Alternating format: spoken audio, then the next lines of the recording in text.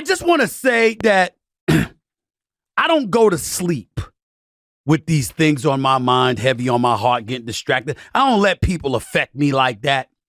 But that does not mean that people don't get on my damn nerves. Just because you get on my nerves don't mean you're soaking energy from me, that you're preoccupying my mind and thoughts in such a way that's detrimental to my well-being. That's not what's going on. But some of y'all get on my damn nerves because some of y'all walk around like you don't know or you've forgotten what it's like to be a sports fan. Now, what is it? What is it exactly? We got to be sensitive to every damn thing that we can't be true sports fans? I made news the other day because after Charles Barkley and Shaq are on TNT laughing their asses off over Anthony Davis supposedly being concussed, which ended up not being true, supposedly being wheelchaired to the locker room, which we still don't know if that's true or not. With Kenny Smith sitting up there and feigning as if he was pushing a wheelchair and stuff like that. I go on television and I'm talking about, you got to be kidding me. Anthony Davis, I don't know what the hell happened. I don't know what the hell they were talking about. I don't understand for the life of me how Anthony Davis got a concussion off of a hit that seemed relatively light by Kevon Looney.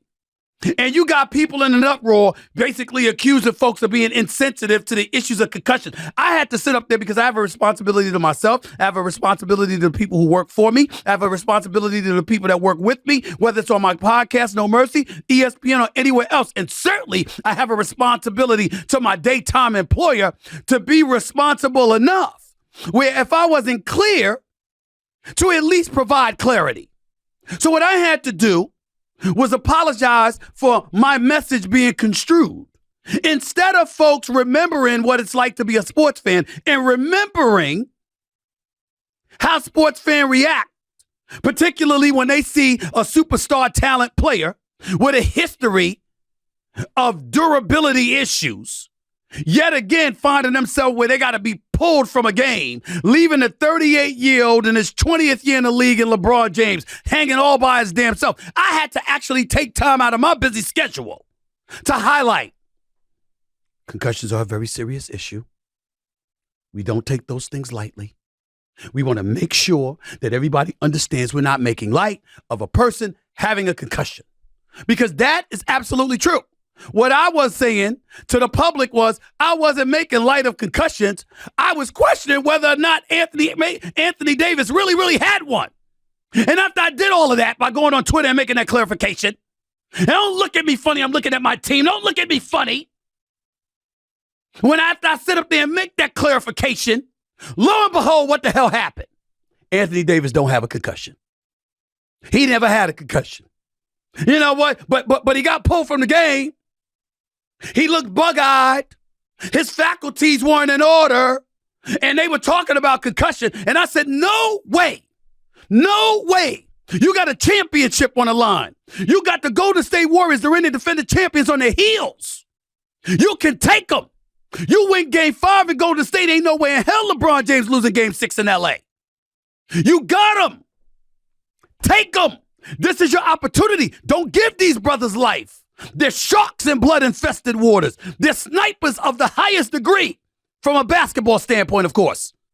Steph Curry and Klay Thompson are that lethal. I don't give a damn how awful Klay Thompson has looked in games 4 and 5. The brother is one of the top 5 shooters in the history of basketball. Steph Curry is clearly the greatest shooter that God ever created. You don't want to give them life. And you're Anthony Davis, you are their kryptonite because they have no answer for you at all. Period. They didn't have an answer for you in game 1. They didn't have an answer for you in game 3. They didn't have an answer for you in game 4. You're given what you got in game 5. You can take them. You can take them. But our woke culture, all right, everybody living on the fringes. It's MAGA on one side, it's the woke culture on the left side, and all of us are victimized, stuck in between, trying to inch ever so closely to common damn sense every day. What happened to being a sports fan? I can't sit up there and say, yo, you better get your ass out there. Figure it out. You're a little dizzy? Get some smelling salt or something. Get back out there. We haven't seen people do that before. We saw Kobe tear an Achilles and drag his foot out there to go through the free throw line and finish shooting free throws. We called him a hero. But when you question the durability of Anthony Davis, you're insensitive.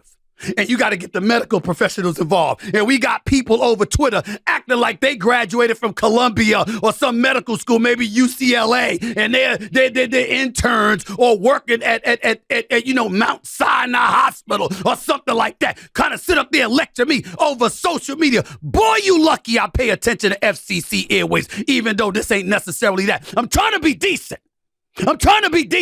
Because y'all get on my damn nerves. I'm a sports fan.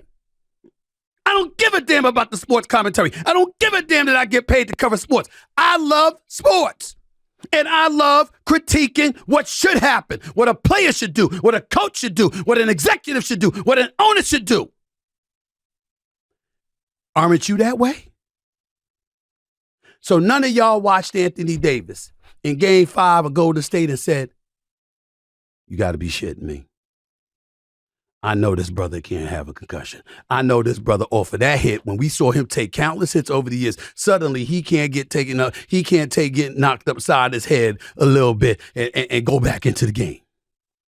I will remind you against Memphis. This is the same Anthony Davis that got hit in the shoulders and said, I can't feel my arm. I can't lift my arm, and was back on the court after the timeout.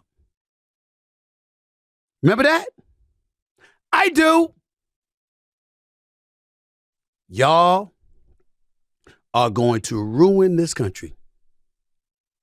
That's right, I said it. It's not a hyperbolic statement. You're going to ruin this damn country. When we sit up here and we can't even say that, and we got to dot our I's and cross our T's and be ultra careful about critiquing a dude that's hurt all the damn time. That's the only knock against Anthony Davis. Everything else is there. Lakers getting ready to play Golden State tonight.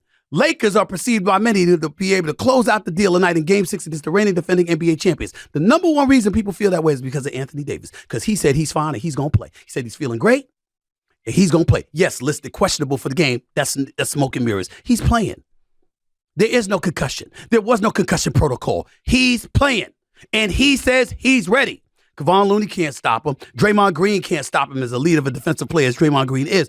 Anthony Davis is that X factor. He is the person expected to deliver the goods to propel the Los Angeles Lakers to a Game 6 victory over Golden State Friday night that will propel them to the Western Conference Finals against the Denver Nuggets, who slaughtered the Phoenix Suns last night. And y'all tripping. Y'all gonna ruin this country.